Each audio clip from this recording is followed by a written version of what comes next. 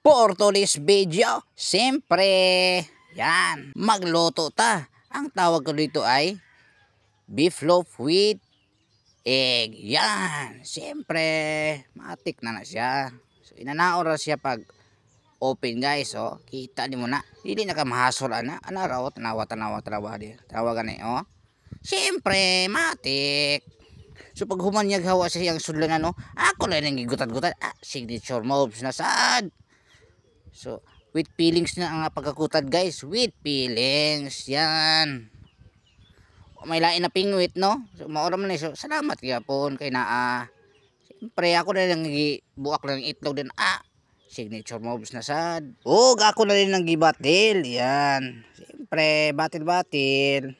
With feelings nga pagkabatil.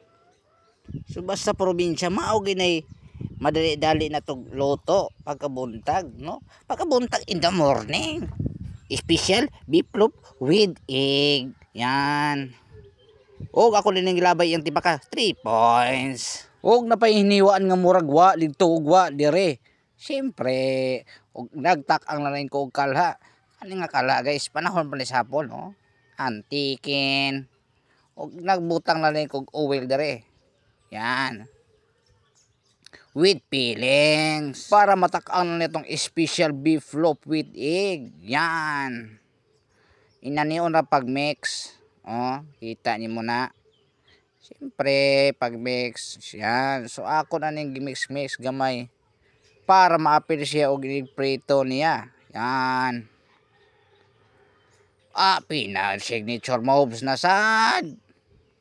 Yan, so medyo mga 7 kagutad siguro ni akong gikuan guys, akong giluto ni isa ra ka itlog isagol sa isa ka beef loaf. Yan, nagdali-dali rin kong kuwag sudlan kay hapit naman luto. Yan, hapit na napagod atong luto guys. Kita niyo na so ako dali ning gibali.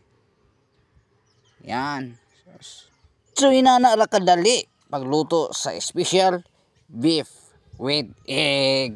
Yan, so karon kay naluto naman yung permiro na kong prito. Ako na po na yung haunon. Alisod bog ikaw akong pahuunon ani nawa man kadire. Ako din yung gilunod ning nabilin. Siyempre di mo na masigos karha ganina no, kay daghan ba itong agutad. Di ara siyempre pagkalamia wala na, finish na kita ni muna.